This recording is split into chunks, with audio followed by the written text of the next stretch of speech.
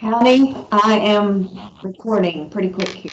So we are recording composition 2, 11 to 12:20 on Thursday, the 21st. I can't believe it's already the 21st. All right, let me see now. I'm going to mute for just a few moments.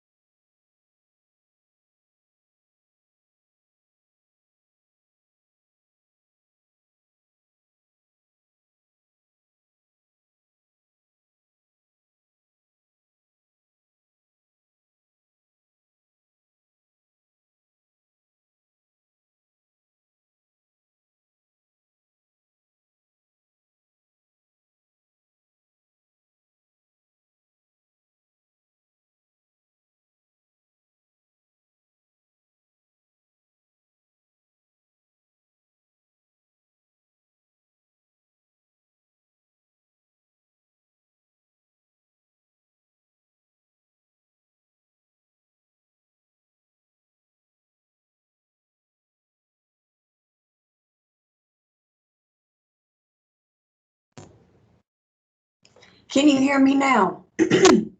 Yes? Okay. All right, awesome. I don't know exactly why that was. I'm sorry, y'all. Excuse me. Hola, Ana. How are you?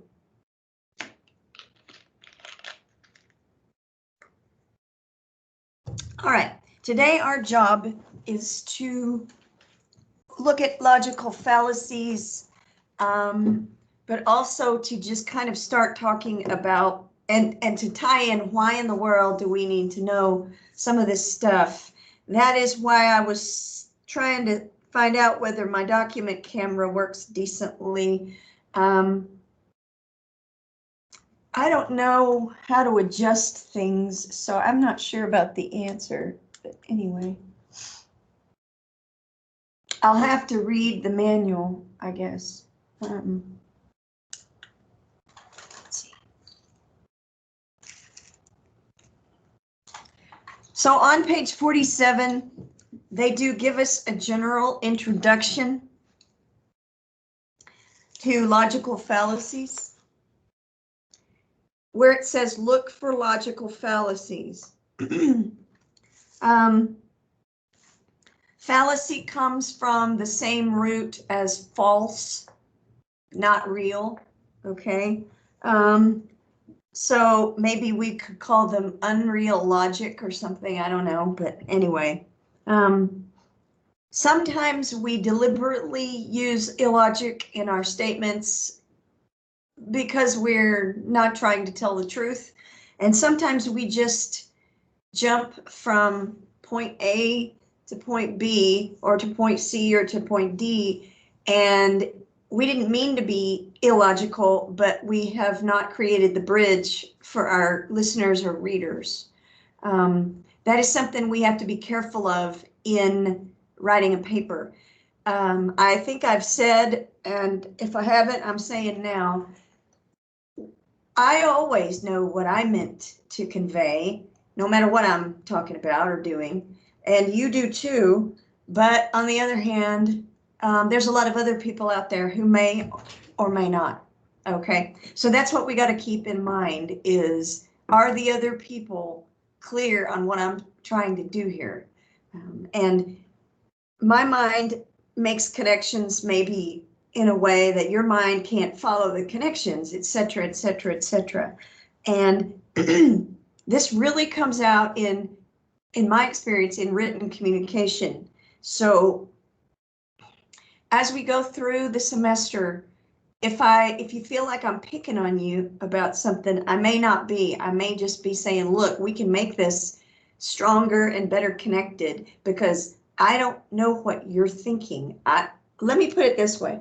The only thing I know is what I see, okay? And I don't hear all the little side commentary and information that you drew in from your brain or your outside sources that you're putting all together in a very great, wonderful fashion, but we don't, and so you may not be expressing all of that as clearly as you're understanding it. That's the point, of course, and that's the point with all writing is I know what I thought I said. Does everybody else know? And sometimes yes, and sometimes not at all. So that's what and logical fallacies are part of that. I did not remember until I reread this section here on 47 that fallere means to deceive. So logical deception, whether accidental or purposeful. Used unintentionally, these fallacies deceive writers into feeling that their arguments are more persuasive than they really are. So you might think, yeah, I've said it all. I mean, how could you argue with that? And I have enough experience, or somebody else might have enough experience to say, you know, I didn't get there with you. Would you go back and try that again?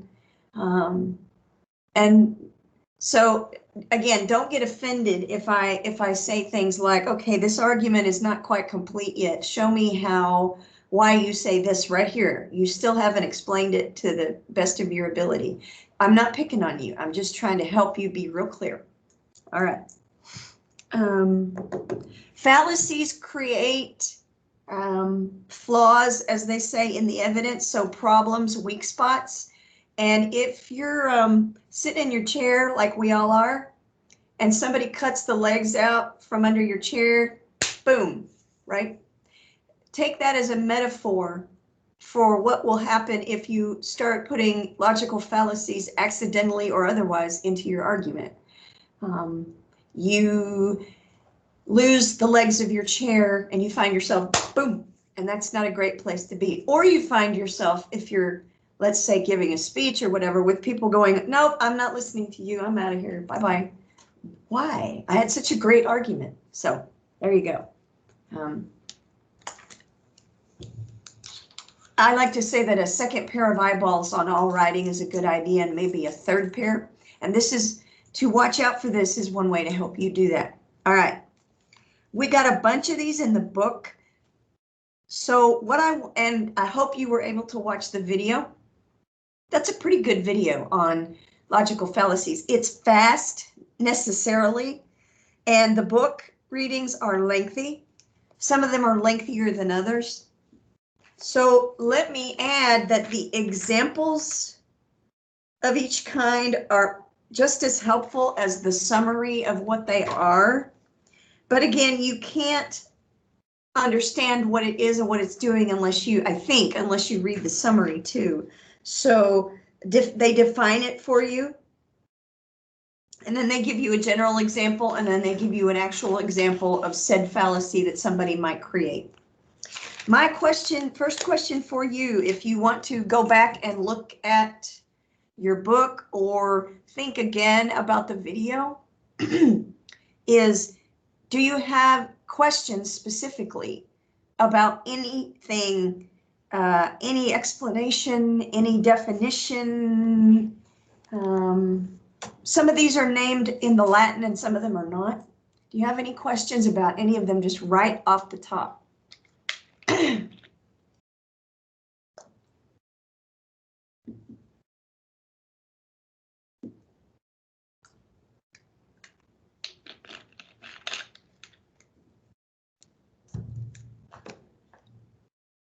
Let's see.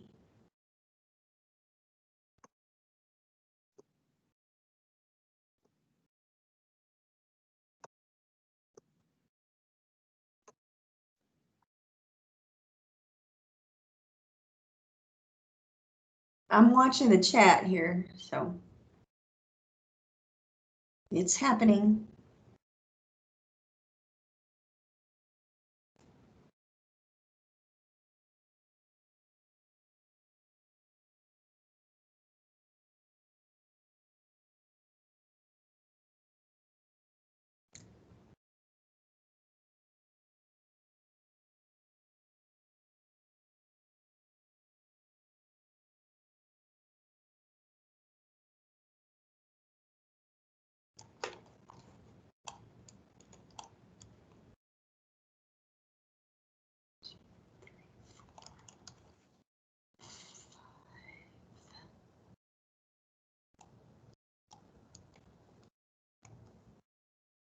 We need to not include a logical fallacy in our writing. If so, then will that cause the writing to be not correctly written? That's a good question, I guess. Logical fallacies are just, if you find yourself making an illogical conclusion or whatever according to one of these forms, then what that does again is it cuts the legs out from underneath your argument. And so your paper, what it really does is invalidate at least part or all of your argument. In other words, let's say two of your supports for your claim's okay, but two of your supports are illogical somehow, then basically those get wiped out, like zero, right? And that weakens your paper. And I guess potentially, if you're asking about bottom line, yeah, the grade could be lower. Now, do human beings often make little logical mistakes here and there? Sure. But these are big ones. Does that help any, Jackie? Yes? Okay, great. whatever you spelled it, P-A-P something. Anybody else? That's a good question. Thank you for asking it.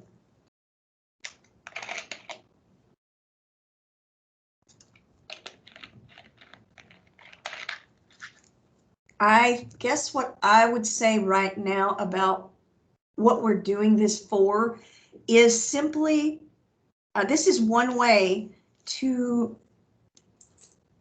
learn how to be self-critical. Your own paper, read your own paper, think about what you're doing. Again, maybe I didn't say this to your class, but I said it to my other one this morning. I am better at looking at how you need to be driving, whoever you is, than I need to be driving. Most of us are like that. It's easier to see what they are doing or not doing than it is for us to see what we are doing. Somewhere in the Bible, I think it's Jesus who says something about, you know, you can see the speck in your neighbor's eye, but you can't see the plank in your own.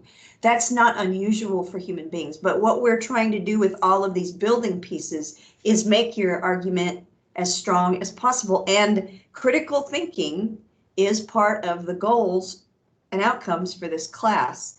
And essays based on illogic don't really meet that requirement. They don't measure up to critical thinking. We can cause harm if we allow too much illogic.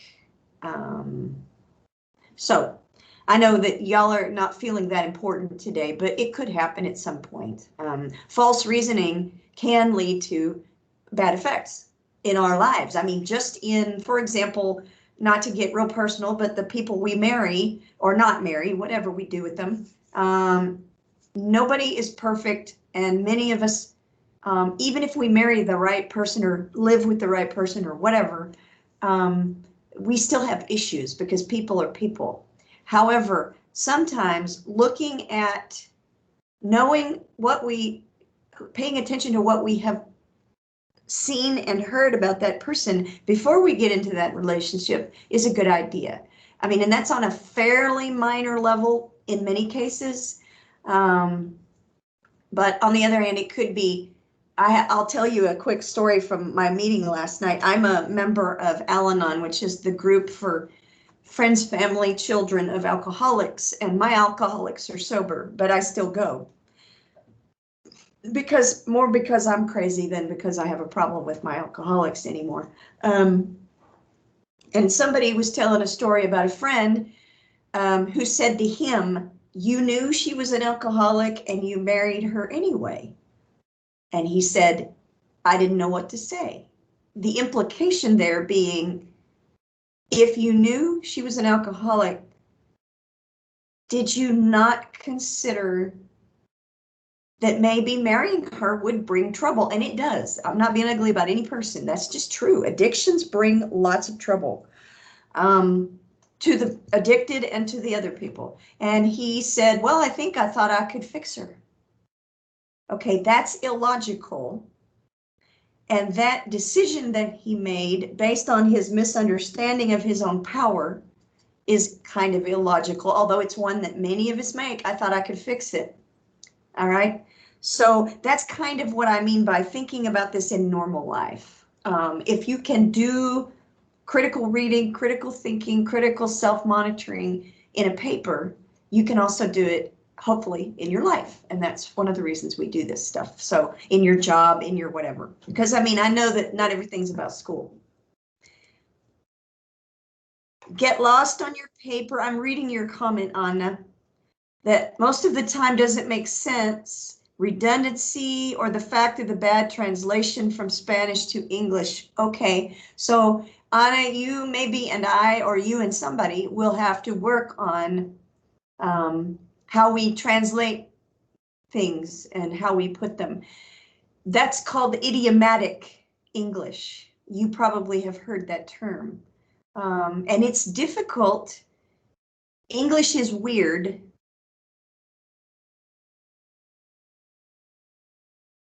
It's difficult when you're not familiar with it and you're trying, and translation between any two languages sometimes is very hard, because I know in Spanish, y'all have phrases that do not translate literally into English, and the reverse is also true. I'll tell you that the phrase that I learned in college and high school for dirty old man is viejo verde, and that literally means green man, green old man. What? You know, so there is no exact, right? So we know that. So we'll have to work maybe on idiom. In other words, do you watch TV and or read in English a great deal, Anna? No? I would say my problem is not too much on the talking, it's more on the writing. Like I can understand whenever you tell me something and I can try to find my way to speak it out.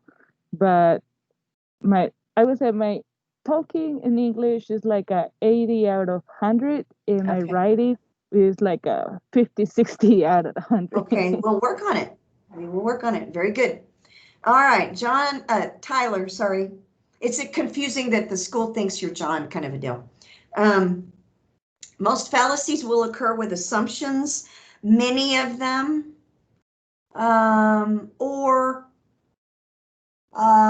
many fallacies are created based on just an emotional reaction to something. Oh my God, you know, that kind of thing. So it kind of depends on the fallacy, as you might have noticed when you did your looking at this. But yeah, some of it is assumptions, and assumptions can be accurate and they can be very inaccurate. So yeah. So thank you all for sharing. We will work on all of this stuff. Okay, questions about any of them in particular on these pages or from that video before we go on?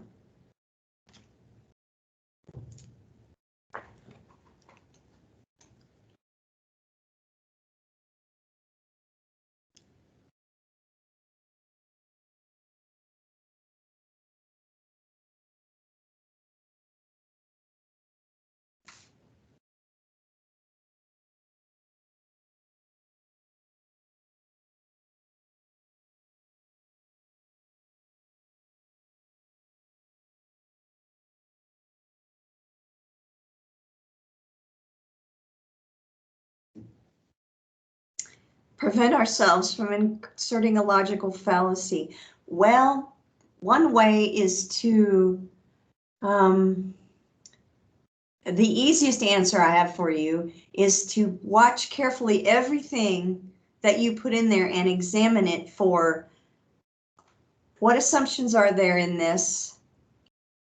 Are they my assumptions about what's valuable? Are they my emotions coming out?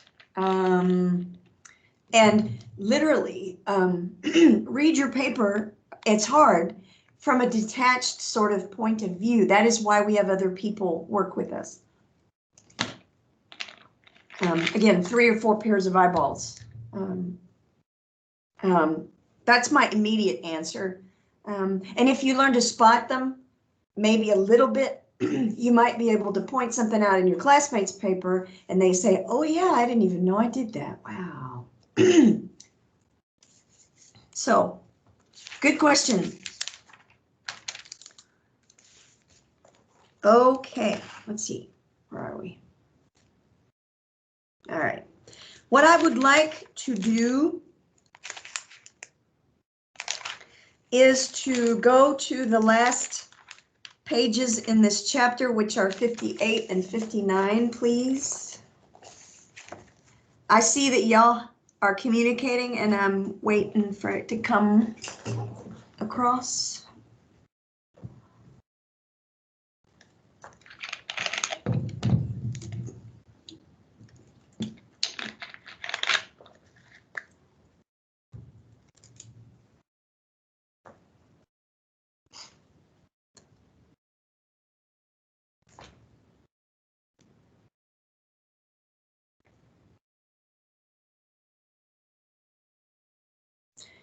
I'm going to answer for your question that you asked a minute ago, Jackie, while I'm waiting to read this.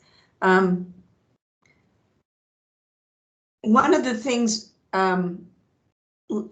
preventing logical fallacies is to ask ourselves and kind of, in a sense, do this mentally with the sources that we bring in. How do I know this?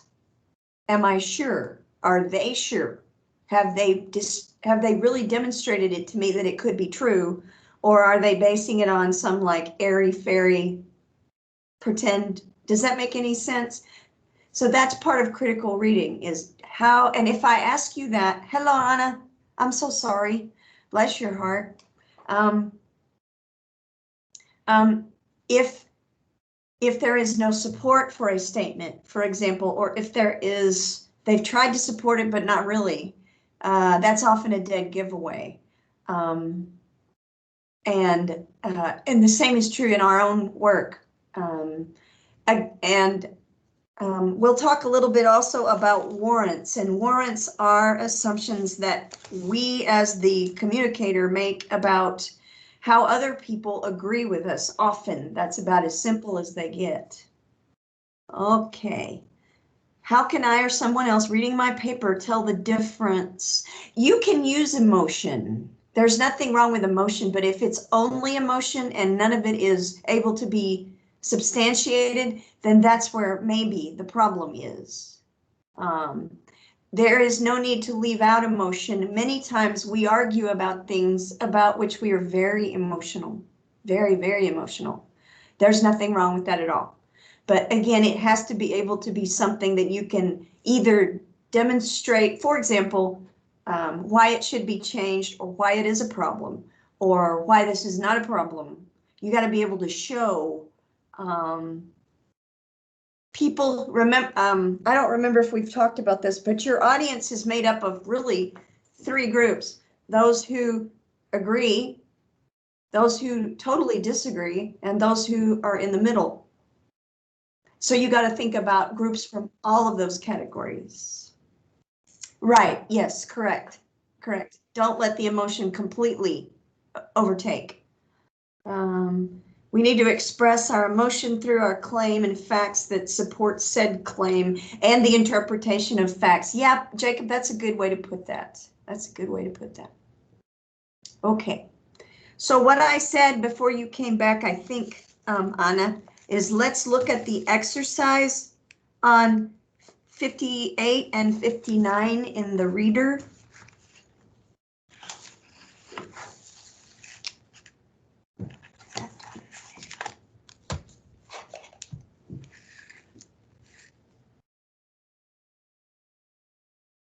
And we're doing only number 2. Number 1 is something, we don't keep a journal in my class, although many writing teachers have you do that. By the way, number 1 is a good idea if you want to begin to read other people's stuff critically. Read it after you kind of get acquainted with some of these, and then go read like part of the newspaper, or part of your Twitter feed, or a CNN story online, and see if you recognize, because there may be some of that out there, probably. Okay, so we're going to work through number 2. Number 2, excuse me, y'all.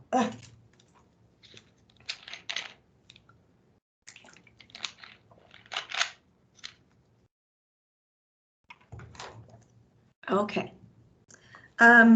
So what I would like to do is talk first about letter A as a model. In other words, I'll help you kind of see where we're going with this together.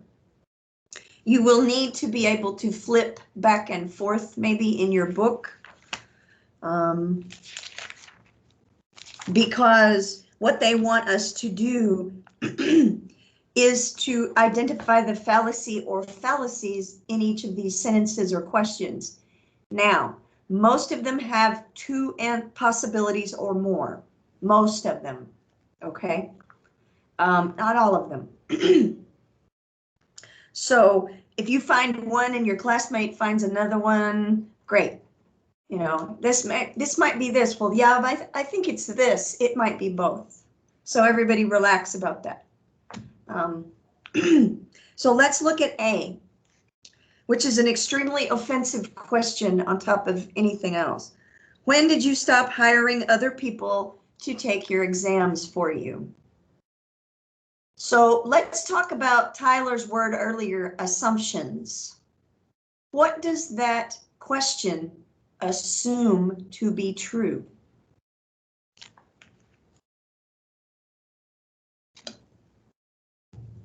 In other words, when they make that statement, they're making an assumption about somebody else. What assumption is that? This person is a cheater. Yes, that's right. Dishonest. I got more comments coming, so let's see. It's slow, but it's coming. It is a personal attack. Yes, ma'am, it is very personal. Could this be ad hominem? I think so. I think that's part of the deal there. It is an attack directly to the person, as they say. Instead of talking about whatever the issue is, we're saying, you're so stupid that kind of a thing. You cheat on your exams, and I know because you hire people that whatever. Yes. Okay. Anna says, when you assume, hang on, that the other person is too dumb to understand the lessons. Okay, explain that comment to us, Anna. I would say like whenever we are, for example, back in high school, like you think that the person doesn't understand and always fail, and then all for the nothing and start recovering and start having good grades. It's like a why you stop doing this because you already assume that they are dumb enough that they don't understand that they are not that smart. And Yes, this is rude, isn't it? Yeah, good. The person who takes those exams is dishonest and doesn't deserve the credit for that exam because they are a cheater, right? Right. Also, there's a couple of other assumptions in here. So again, let's ask the question. How do I put this? So what evidence does this speaker have that this person is hiring other people? That assumes about those other people that they are available for hire. So that's pretty insulting. I mean, I'm not pretending that there aren't those people. Oh, yes. However, you see what I'm getting at here? Number three, if you want to take it way far out, they're assuming that the person to whom they're speaking is willing and able to pay somebody. All kinds of assumptions in there. That's partly what we talk about when we talk about logical fallacies. All these assumptions that may or may not be based on truth. Now, so we need to identify, I think there is more than one type of fallacy this statement could be. We have already talked about ad hominem, meaning a personal attack. What else might it be? You may chat or you may speak, either way. So go look at some of your other examples that they gave you and see what you think.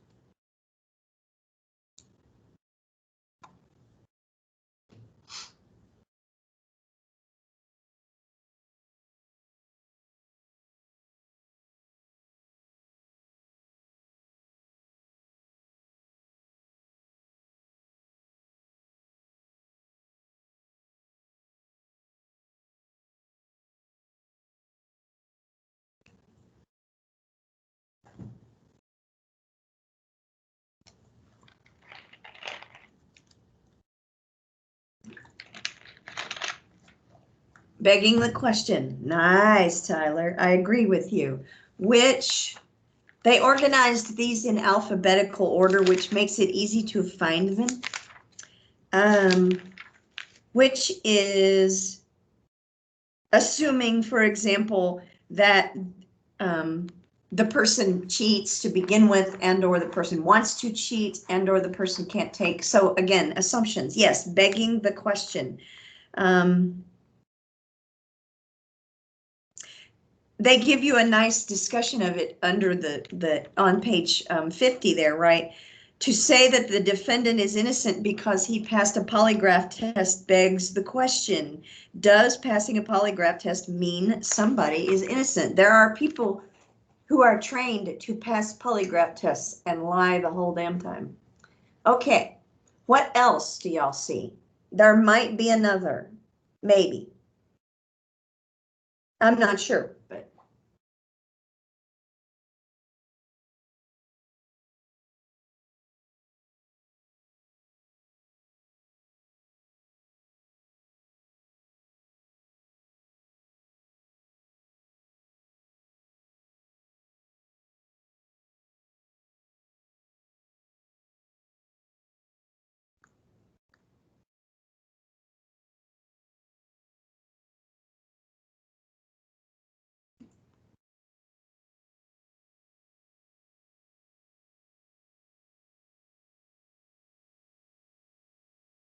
There may not be.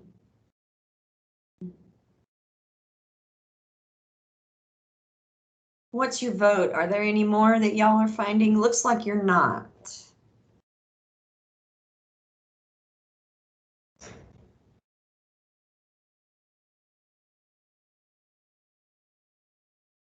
I hear no screaming or writing or any of that. So those of you who are on the phone or whatever, if you're able to chat or able to speak, do one or the other, please. I'd like to hear from you too. All right. So I'm going to ask you to work individually on B, C, and D for a few moments, and then we will have another, let's get back together and see what other people thought. And don't be afraid. You could be wrong, but you could be right. Don't be afraid.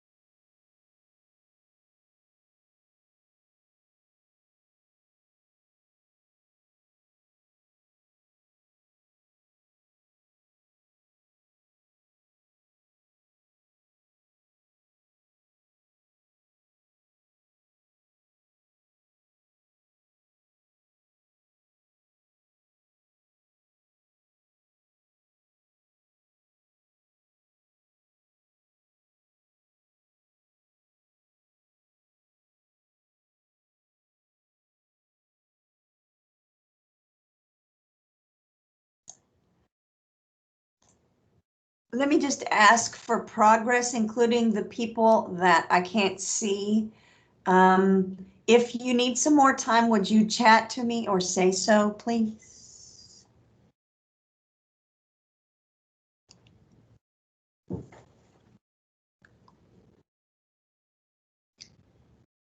Ariana and Aaliyah, for example, do you need some more time, please? Yes, Jackie, you can.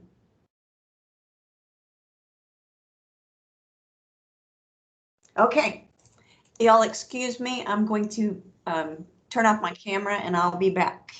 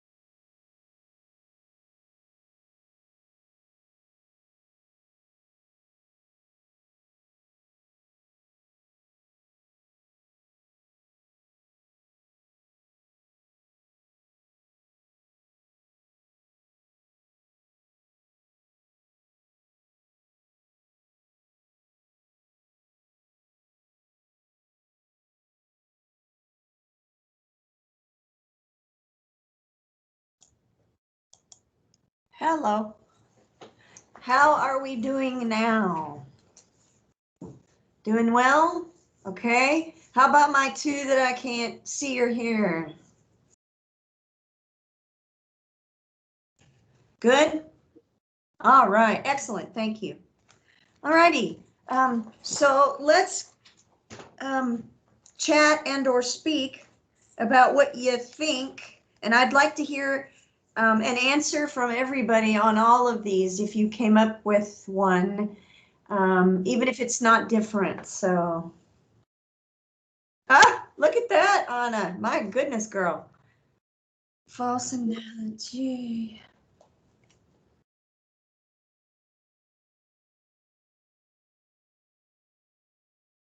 Okay. B, slippery slope, false dilemma. No, I don't think B is a slippery slope, as a matter of fact. Non sequitur is possible. Yes, I agree. I mean, it doesn't follow that he's too smart to play football. You can't follow that, right? With what? I mean, hasty generalization for C. I would call C the slippery slope, because here we are at the top of the mountain. If we do this, we're going to be all the way down at the bottom of the mountain in a crisis. Does that make sense?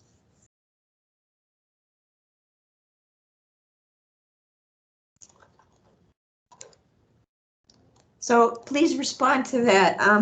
One of the things I call C is the slippery slope. Yeah, okay. Haste, let's see. All right, I think there's more than one answer for some of these. So if anybody got more than a different answer, if you'll read the chat for some of them, please type it for us. Jacob says B might be red herring. I agree, it might be. We're trying to distract from the issue. I don't know for sure, but it could be. All of a sudden you veer away from that central point, right, Jacob? From, and it's like, what? Begging the question possibly for B. Maybe. And yeah, it's a non sequitur, all right. Like, what? What? Okay, some people say slippery slope for C. I would agree with that. Straw man. Okay. That could be, I guess, Jacob. I hadn't thought of that for C. Thank you. Let me go back up here to Anna. Post hoc ergo propter hoc. It's not exactly that, because it's in the future, Anna, but I see your thinking.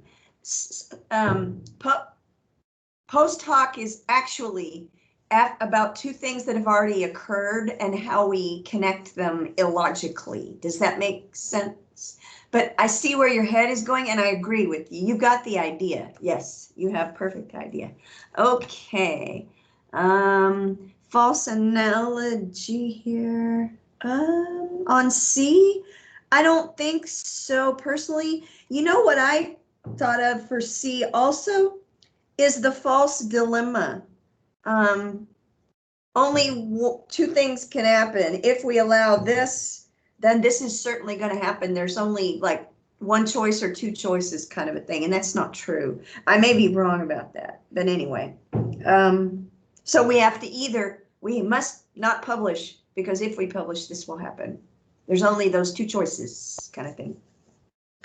D, okay, let me see what you say about D. Slippery slope. No, I don't think so. It's related to that, but it's a different kind of false assumption, I think. Let me see. Non sequitur, yes, I think that's right for letter D. It is a non sequitur. It doesn't follow necessarily. You got more than one, Jackie. Yes, some of them are a little confusing. Okay, false analogy. Yes, I would agree with that. Thank you, Jacob, for letter D. That's not a correct analogy necessarily. How many of us don't have any black in our wardrobe anywhere and we never wear black? You know, like, okay. Or dark clothes. Hello, what? I also thought that D was a non sequitur. It does not follow one from the other, logically speaking. Okay. Ad populum. I don't think so, but I'll have to go back and read that again, Jackie. Hasty generalization, yes, I would agree with that. That's great. Make an assumption based on rapid watch. Here's what happened. Okay, she must be. Yep.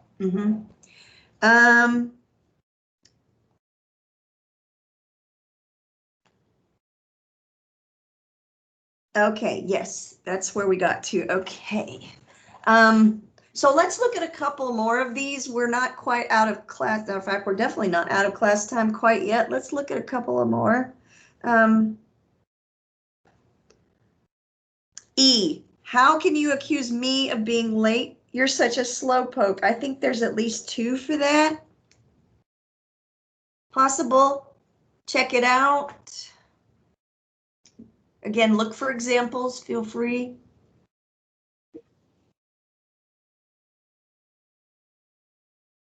Okay, I've got a vote for ad hominem.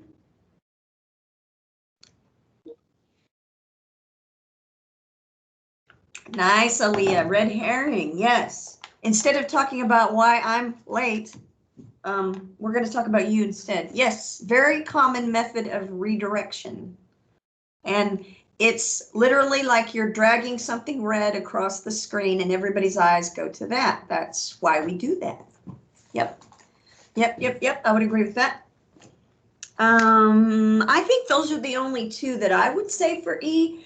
My friend, let's see, Aaliyah has responded. Ariana, are you there? What do you think?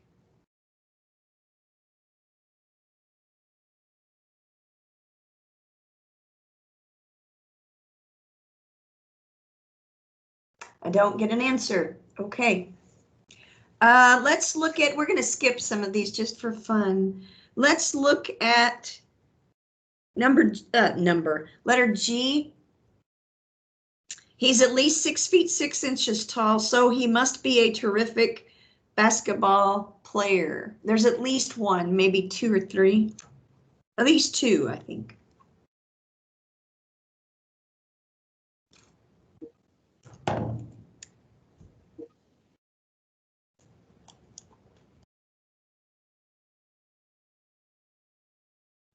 Okay. Red herring for G. No, not in this case. We are not trying to distract. We've just made an observation based on a leap that nobody else can make with us, is I think how I would say that. Okay. Ad hominem, no, we're not calling him names. Ad hominem basically is, I'm calling you nasty names. In other words, this isn't about the issue anymore. It's all about you and you are so stupid that. In the middle of a discussion on, let's say, military policy, 2 politicians, one of them might use that attempt, which is ad hominem. Say, you wouldn't know. No, wait, let's don't do that. Okay. Hasty generalization, yes. Many people who are over 6 feet tall are not athletes. I have a few cousins that are 6'1", 6'2", and they are not athletes. Hasty generalization, let's see, I already said that. False analogy, that might be, yes, I hadn't thought about it. They are saying that the fact that you're tall equals the fact that you are obviously an athlete, and that is not a correct, that's like a math equation that doesn't work out, is what that is, kind of thing.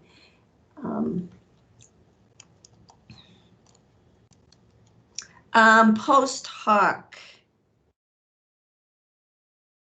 Not exactly, Tyler, but I think I see where your head is going. This is not about events again. Post hoc is always about actual events. But again, you got the idea that something follows something else, and you're saying, no, that doesn't follow at all. What kind of craziness is this? And I agree. Let's look at letter I, about people living on reservations. Indians living on reservations get the necessities of life at government expense, so they have no worries. What assumptions are we making?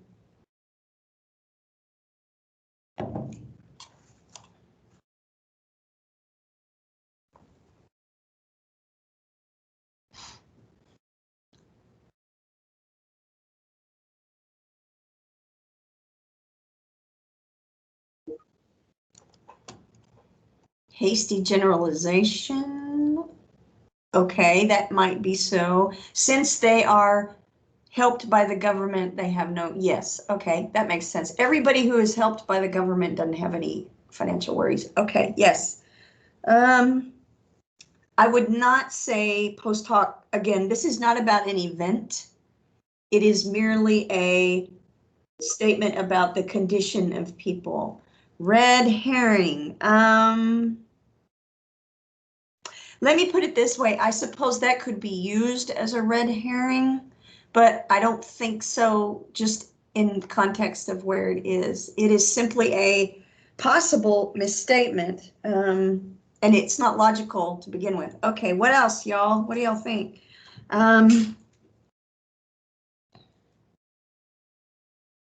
Faulty use of authority. That one is the one where, Anna, where you say, because X musician gives his support to or did a TV ad for X product, therefore we all ought to buy X product, because after all, he's an expert. He's an expert in something else other than the product, actually, but that's beside the point. That's what that means.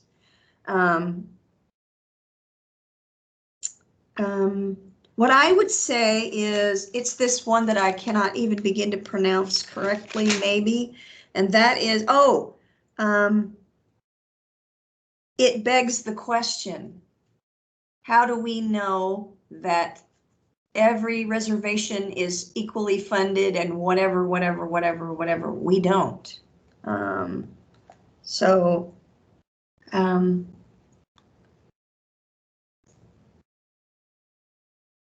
The other one I thought of was the one on page 51, y'all. Not circular reasoning, but the next one, this dicto simpliciter, this Latin stuff. From a general truth to a specific case, regardless of the qualifications of the latter. Latter means the thing at the end. Okay, so it doesn't always apply. It is a sweeping generalization. We have oversimplified the case. We have big time oversimplified the case. There are lots of probably pieces of this, and the person has just ignored all of them and said, well, they're subsidized by the government, and this must be great. If you've never been on a reservation, the ones I've been on are poor, mostly. And I've only been on a couple, but they were poor. We went to Santa Fe, my husband and I, several years ago, and bought some art at a reservation, because you can do that if you're careful and you honor you have to stay where they want you to stay and not go onto their holy ground. And there's some rules, but the minute practically they got our check, I think he ran off to cash it. And I understand that. If I were that kind of poor, I would too. So that is, besides the fact that if you look that up, it's not true. It's also, wait a minute, how do you know that all government subsidized whatevers are absolutely out of financial worries? Where did you read that? That's the kind of thing. If you want another example of this simpliciture thing, you look at the bottom of 51. Exercise is good for people. That's a very broad generalization. Now that Bob is out of the hospital, he should get back to the treadmill. Okay, do you know anything about what Bob's problem was that sent him to the hospital? Is exercise good for that? How do you know? They're making those assumptions. Well, it must be good because exercise is always good. Right? Again, sweeping broad generalization that in this case is possibly not true. I can tell you that the statement about reservations is not true. All right. So again, I'm not testing you anytime soon on label that, no. But I thought if you can begin to recognize things like this, you can begin to recognize them not only in other things that you look at, read, listen to, but also if you happen to fall into one of these, you can notice it in your own. This holds good really for the rest of your life. If you can recognize illogic here, then you can recognize it there. And often that's real necessary when we're listening to people, when we're deciding what car to buy, when we're whatever. It's not just in school. It's illogic is illogic. And so critical thinking, in other words, is always a good thing. I don't know about y'all, but I have lots of natural assumptions about how things are. Some of them, as I told my class, my other 1302 class, have to do with, well, I thought it was, my household was what everybody had. I grew up in a very nice home with very nice people in spite of our dysfunctions, and we still love each other, and my parents remained married, and my mom did not have to go to work. And of course, I'm older, quite a bit older than most of you. But even in the late 70s and early 80s, when I was doing a lot of my growing up, that was not all, that has never been all people. Never, ever, ever. Many women have always had to work, regardless of whether they had children, for example, and regardless of whether the husband was working. That's a broad assumption too, right? And so I thought that everybody's life was like that. And as I get older and older, I have to say, God, did I not know anything or what? So be careful of the assumptions that you make in your writing, but also in the rest of your life, and listen to other people's assumptions. You may say, wait a minute, they don't know if that's true. Wow, okay.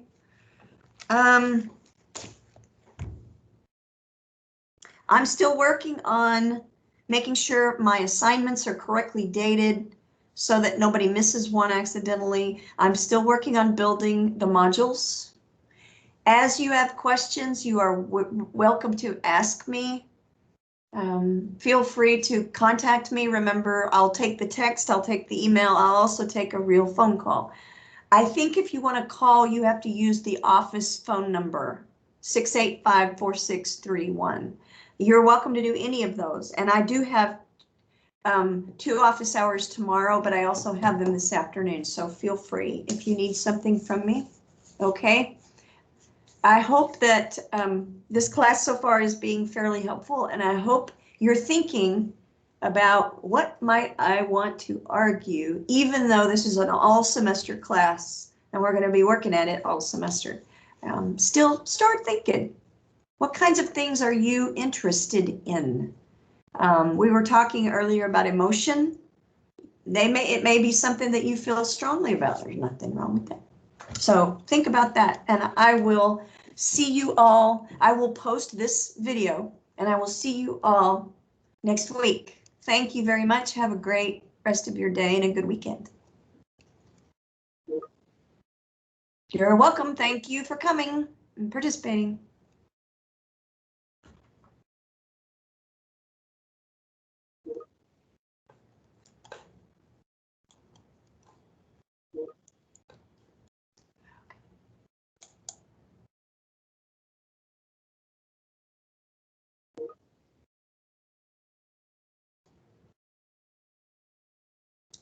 You're welcome.